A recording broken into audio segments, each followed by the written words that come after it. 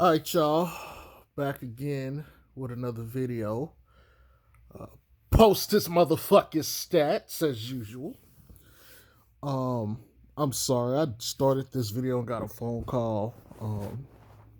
And so I'm back at it again now. Um, Speaking of Lonzo, though, I'm not gonna talk much about him.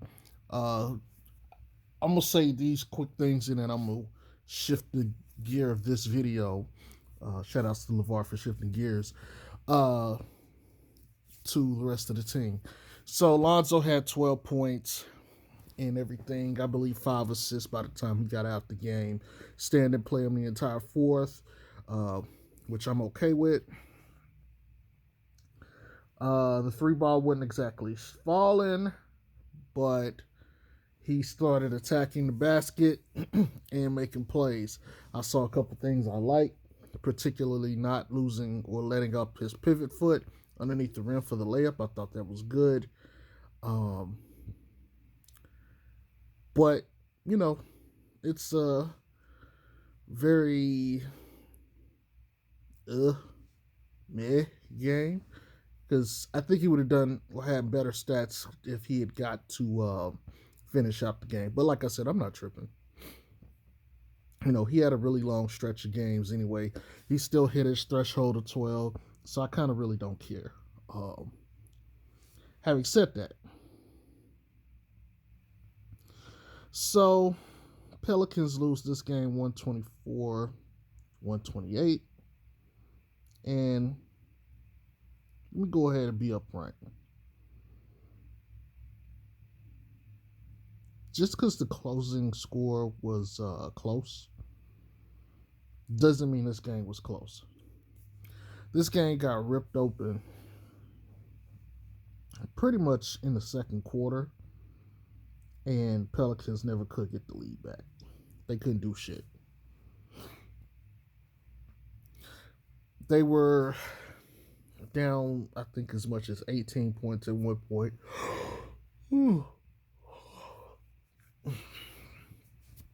Sorry about that. They were down as much as 18 points at one point, and they really just couldn't close the lead. Usual suspects. Zach LaVine doing Zach LaVine things, being completely unfuckable. Kobe White giving you some points. Thaddeus Young chipping in here and there. You know, they were doing their thing. Uh, I thought Zion was going to need about 25 to 30 touches to win this game. He didn't get it. Reason I thought he was going to need that many touches is I think he was going to need to slow down the game and get to the free throw line. But free throws, free throws, free throws. Look, man. Pelicans were 26 of 38 free throws. I mean, we're not going to talk about the 3-point discrepancy because there was a big one. But they don't even need to make all 38. Look at it from this perspective. Let's just say they don't go 0 for 4 at the start of the game. Let's just say they don't go 0 for 4. Let's just say they hit all 4. Well, now the final score, assuming that the rest of the game played out the exact same way it did, logically impossible, but let's just pretend it does. That means that they have a tie game and they go into overtime.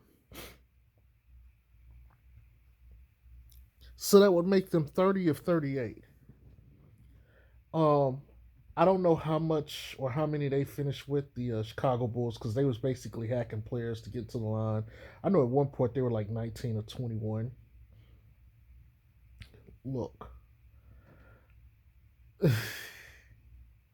You gotta hit free throws, man. I've been telling you guys this shit for like 2 weeks now. You gotta hit fucking free throws. But I know people are gonna sit here and be like, it's not that big of a deal. Look, they literally lost this game because of free throws. Even when the lead was as big as it was, if you look at the free throws, if they had hit free throws, the game would have been a whole lot more contested. Sure, they were making threes and they were hitting threes. I get it. I got it. Respect it. And we could talk about them not hitting threes, but the Pelicans ain't been able to hit threes all year, with the exception of really Zoe and Bledsoe, and I guess you can count Bi too.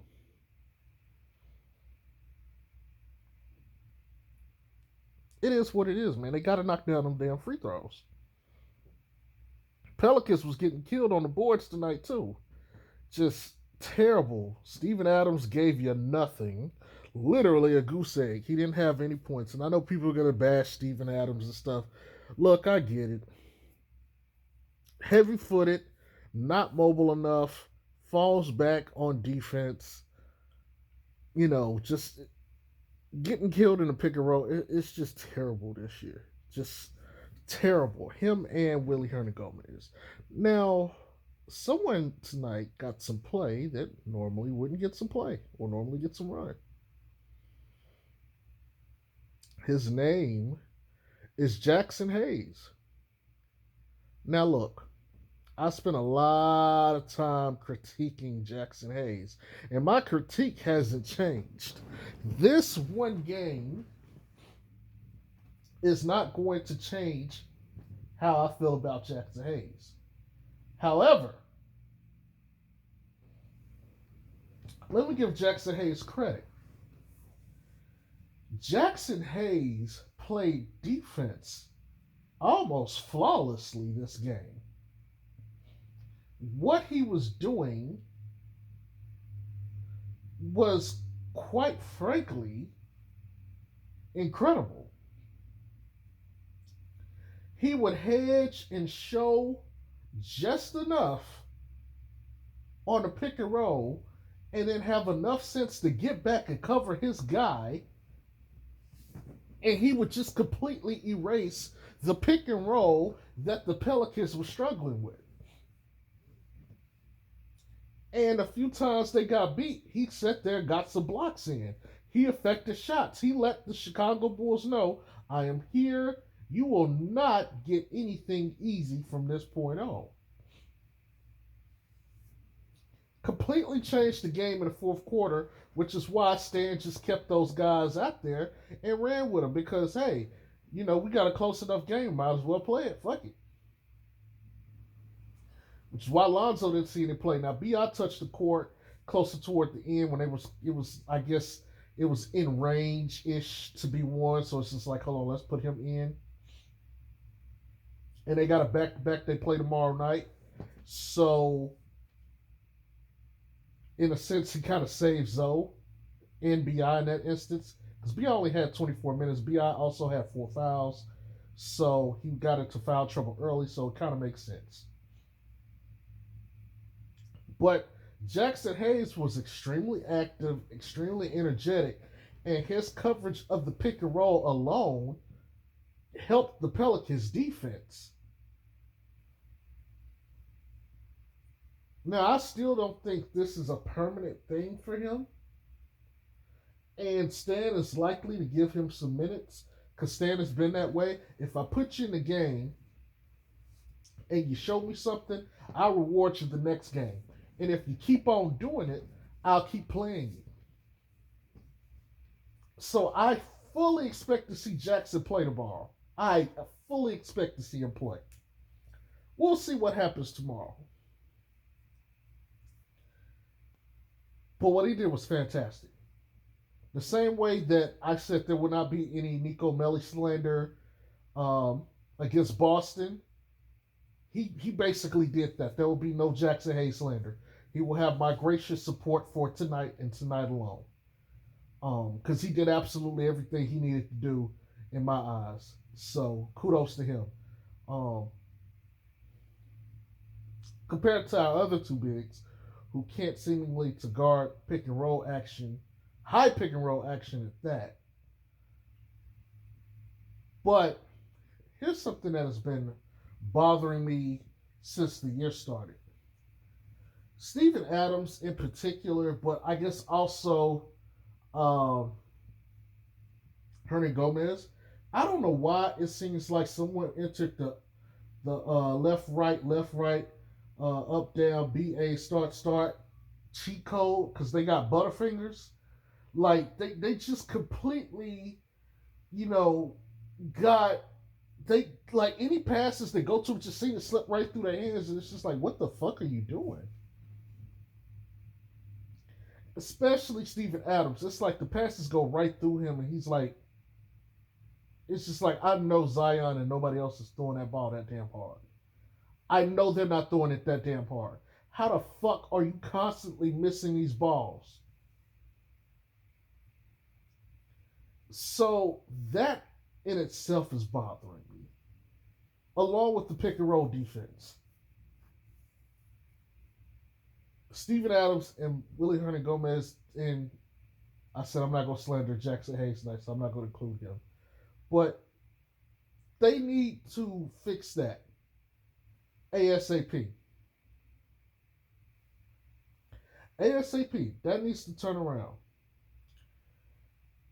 I know a lot of people are upset that Bledsoe got to play a lot of minutes. Look, BI was in foul trouble, which threw off Stan's rotation. And he was in the lineup that was getting him back in the game. So he had to play. And quite frankly, this is the last game before All-Star game, All-Star break.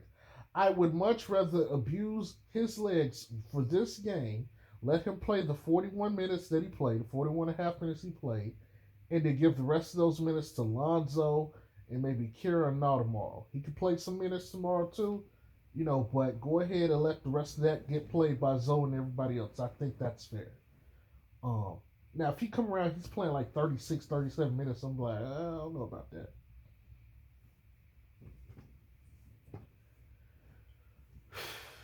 Zion was Zion. Double game, 28 points. But god damn, those free throws are infuriating. He missed like his first four. It was like ridiculous. And I posted about it. I was like, yo, the fuck your free throws, Zion. Like, not just him, but Steven Adams. Motherfucker had a goose egg. He 5 rebounds, 0 points. Ugh. Anyway, Zion still got his 28 points. He got his double digit rebounds. I think he had 10. Did a really good job. Pelicans got beat on the boards though tonight. We were getting destroyed. Like, they were getting everything they wanted until Jackson Hayes got in the game in the fourth quarter. That shouldn't be happening. But at the same time, Chicago is one of those athletic teams. One of those teams where they move very quickly. Like Zach LaVine doesn't seem like it, but when he takes off in transition, he's like the Flash, like the literal embodiment of the Flash. And he just cannot be stopped. He's just way too athletic. It is ridiculous. That's why I thought Chicago won that deal when they got Zach LaVine and everything. And I said Minnesota lost by keeping Wiggins. You always take the shooter. And if you got an athletic shooter, you always take the athletic shooter. He'll always get enough separation. He'll always get enough space to get his shot off. Always. He'll just affect the game in too many ways. Come across the screen, run across the free throw line, take a step back, you're in a three. You got plenty of separation. You hit a jumper in someone's face. He buried one on Josh Hart today like that. He had like 36 points this game. He started off slow. He didn't take too many shots, but he started to grill us and cook us shortly after that. So it is what it is. As far as the starters, Bi had like 21 points. He got into foul trouble early. He really didn't get to play a lot. He really didn't get to play a lot. So this was like the first game that we saw where Stan actually played Zion almost the entire first quarter. So we don't know if this is going to be his normal rotation, have Zion Zoe and B.I. Bledsoe. But I'll tell you one thing, the bench looks so much better when it was Zion Zoe versus back when it was B.I. and Bledsoe. And so I like what I was seeing there. But like I said, we don't know what that is because B.I. got into foul trouble. Having said that, J.J. Redick off the bench had like 22 points. Look, I didn't mention this in my previous video. In case you guys haven't noticed, I uploaded one right before the game. JJ has went to the mid-range jump shot, and I touched on this in another video, but let me go a little bit more in detail with this. That three ball has not been falling. It has not been falling.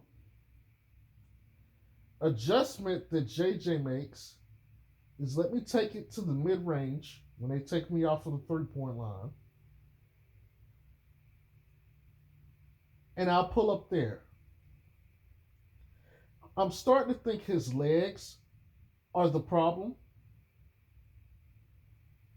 And so he's moving up to compensate and take the mid range, and he's starting to knock down mid range jump shots.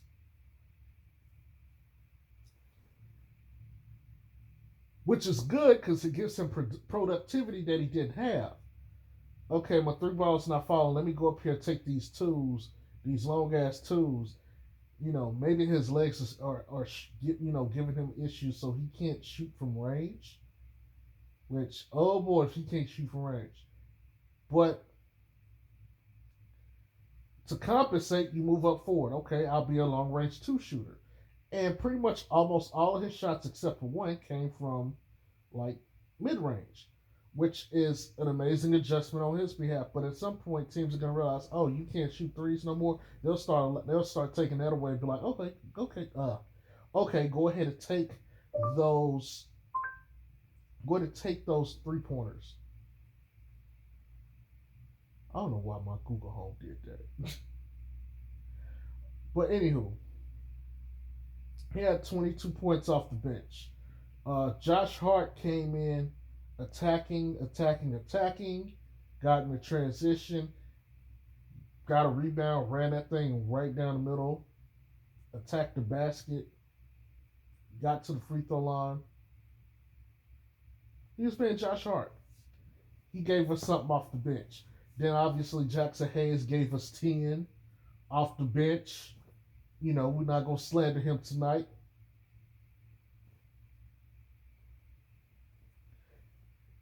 The bench production was there tonight. Normally you don't have it. But it was there.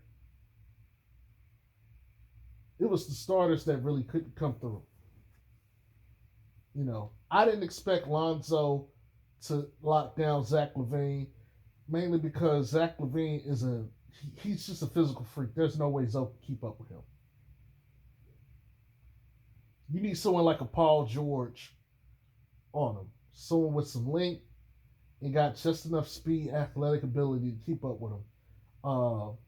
Lonzo just don't have that plus the strength. Paul George is a little bit stronger, taller and longer, so he could do more than say Alonzo could in that situation. I would have put Josh Hart on Zach, because if he's gonna cook, I'd rather him cook Josh Hart, and I would put Zoe on Kobe White and say, fine, if we can't let you get off, so we'll keep you Zoe on Kobe White, and you just shut him down. That would have been the defensive adjustment I would have made. Also, at halftime, I said the way that what's going to determine if they win this game is if they stop. I said Zach, well, really, it's the whole team from getting to their spots, and they couldn't. They refused to. No one stepped up, And you could tell by the spacing on the court, and AD did a phenomenal job talking about this. They were playing so far back on their defense, and nobody was getting into the painted area to cut it off or choke it off so Zach and the rest didn't have a place to go. So Pelicans run pick and roll. It's crowded in paint. It's not like they're running high pick and roll. Chicago not only runs high pick and roll, but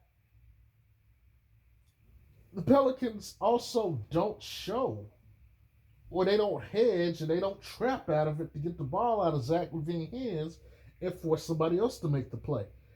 And even when they did, one of the fears I had was, okay, unless you shadow Kobe White the entire game with somebody, you're going to get smoked by their wings.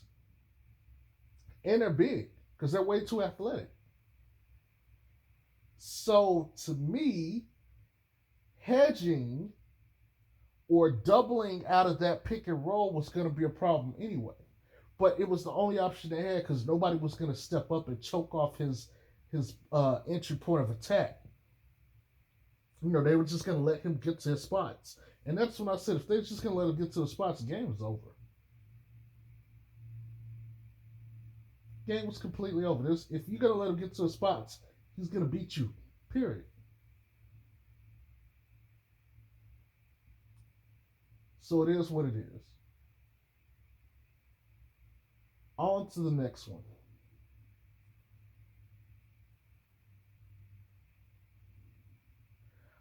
And let me touch on Stan real quick. I don't have an issue with Stan and the way he subbed this game, with the exception of my thing is, if you're not playing BI anyway, I don't see the point of putting him in like that last little minute or so to try to eke out a win.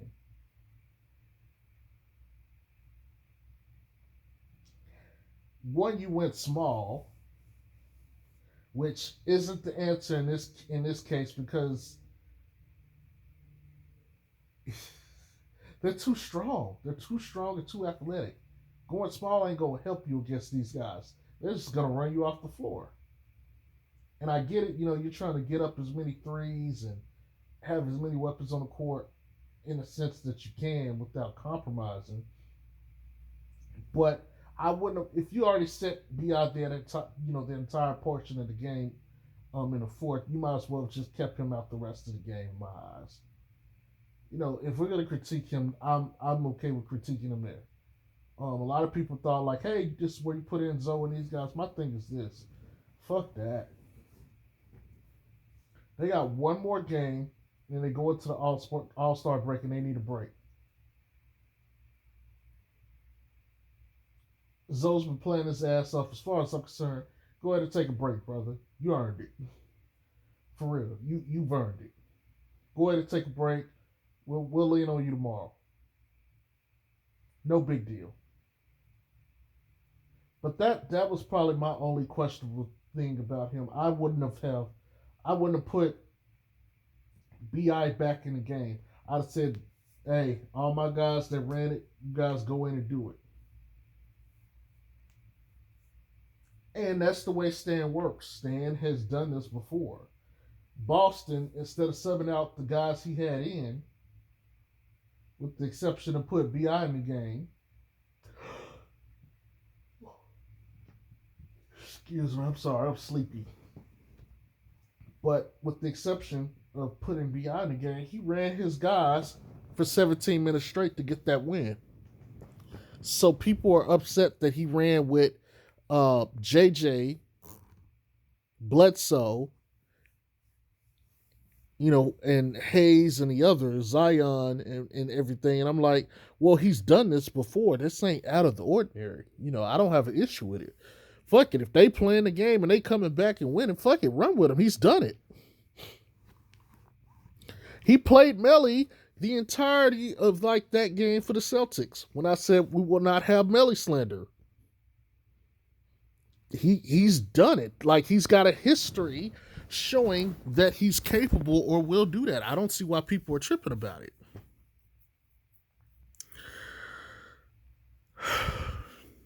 But anyway, that's all I got. Pelicans got swept. It is what it is. Hopefully, Zoe comes out in the next game and lights fire to. I don't even know who the fuck they play tomorrow. Hold on. That's right. They play Miami. That should be a good one. So yeah, I hope they definitely Lonzo in particular shows his ass tomorrow, last game before All-Star break. But that's all I got. Y'all have a good one. Peace.